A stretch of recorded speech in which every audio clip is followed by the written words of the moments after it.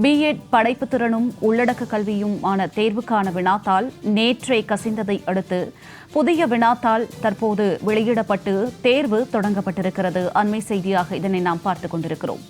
லீக்கான வினாத்தாளை திரும்பப் பெற்று புதிய வினாத்தாளுடன் தேர்வை நடத்தும் தமிழ்நாடு ஆசிரியர் கல்வியியல் துறை பல்கலைக்கழகம் தேர்வு தொடங்குவதற்கு முன்பாக வினாத்தாள்கள் பதிவிறக்கம் செய்யப்பட்டு மாணவர்களுக்கு விநியோகிக்கப்பட்டுள்ளது. விவரங்களோடு இணைகிறார் எமது செய்தியாளர் ஜெயலானி. வணக்கம் ஜெயலானி, இது குறித்த விரிவான தகவல்களை சொல்லுங்க.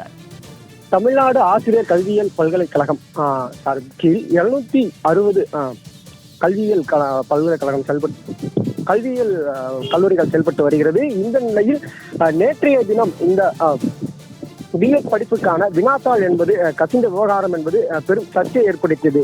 குறிப்பாக கடந்த 27ஆம் தேதி முதலாக இந்த பிஎட் 4ஆம் செமஸ்டருக்கான அந்த தேர்வு என்பது தொடங்கி நடைபெற்று வருகிறது. ஏற்கனவே 2 தேர்வுகள் என்பது நடைபெற்று முடிந்த நிலையில் 29ஆம் தேதியான இன்று நடைபெற இருக்கக்கூடிய இந்த தேர்வுக்கான வினாத்தாள் என்பது ஏற்கனவே நேற்று இரவு வெளியாகி பெரும் சர்ச்சையை ஏற்படுத்தியது.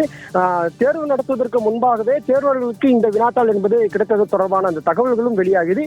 இது தொடர்பாக தமிழ்நாடு ஆசிரியர் கல்வியியல் பல்கலைக்கழகம் சார்பில் இதற்கு முன்பாக இன்று நடைபெற இருந்த தேர்வுக்கு இதற்கு முன்பாக அளிக்கப்பட்டிருந்த அந்த வினாத்தாளை திரும்ப பெற்றுக் கொள்வதாகவும் இன்று காலை 10 மணிக்கு தேர்வு தொடங்க இருக்கக்கூடிய நிலையில் 9:15 மணி அளவிற்கு தேர்வு நடத்தக்கூடிய அனைத்து சென்டர்களுக்கும் இணையதளம் வாயிலாக புதிய வினாத்தாள் என்பது அனுப்பப்படும்.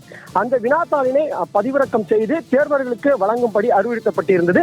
அந்த அடிப்படையில் இன்று சரியாக 9:15 மணி அளவில் அனைத்து தேர்வு துறைகளுக்கும் அந்த தேர்வு நடைபெறும் இடங்களுக்கும் இணையதளம் வாயிலாக இந்த வினாத்தாள் என்பது அனுப்பி வைக்கப்பட்டு தற்போது அந்த வினாத்தாள்கள் பதிவிறக்கம் செய்யப்பட்டு தற்போது தமிழகம் முழுவதிலும் நடைபெற்றிருக்கக்கூடிய இந்த பிஎட் தேர்வுக்கான இந்த புதிய வினாத்தாள் என்பது விநியோகம் செய்யப்பட்டு தேர்வு என்பது தொடங்கி நடைபெற்று வருகிறது. தமிழகம் முழுவதிலும் இருக்கக்கூடிய தற்போது அந்த பிஎட் தேர்வு எழுதக்கூடிய அந்த தேர்வுகள் தேர்வினை எழுதி வருகிறார்கள். ஜெயலானி, தங்களுடைய விரிவான தகவலுக்கு நன்றி.